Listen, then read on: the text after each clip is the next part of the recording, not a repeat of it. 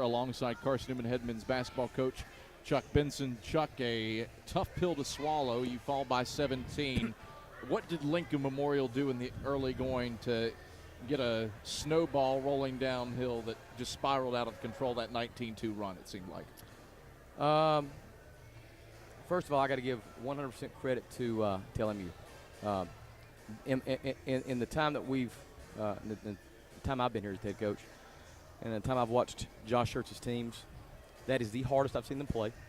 That's the most deliberate, the most focused, the most inspired that I've seen them play. That's not to say they don't play aggressively and inspired. I'm not saying that. But I thought tonight, and we tried to warn our guys that, we beat them twice last year. This was such a huge rivalry game, and you've got to be prepared from the get-go. And I think their overall toughness completely and utterly exposed us on every level. We were outclassed, outmatched across the board. You've withstood 2 consecutive Herculean efforts for 2 straight teams. Anderson, it was punch for punch. Here, LMU got out early. Can you compare what you withstood from the Anderson game to this one?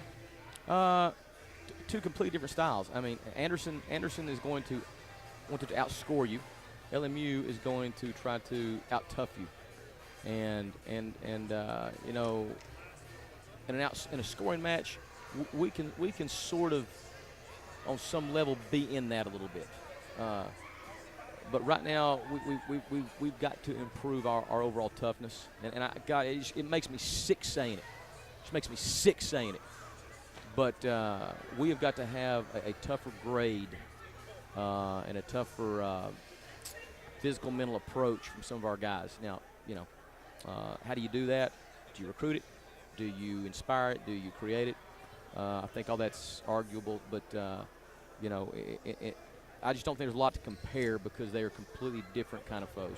How much did it hurt that Cody Henniger picks up 2 quick fouls in the first half, 2 quick fouls in the second half, and he's limited to 18 minutes defending against a kid and Jake Troiley? It hurts. I mean, Troiley is a big-time player. He's a Division I transfer. He averaged 13 a game at Division level.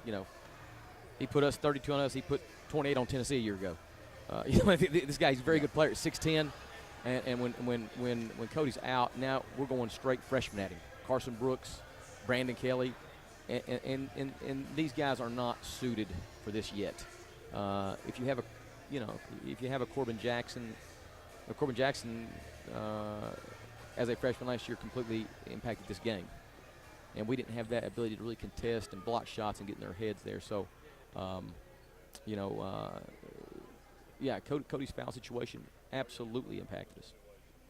You go on a 13-3 run in the second half, work the lead down to 9, but a couple of Carden threes push it back out. What were they doing, or what did they do in the second half when you did make the push to cut it off? Made shots, just complete counters. We got down, and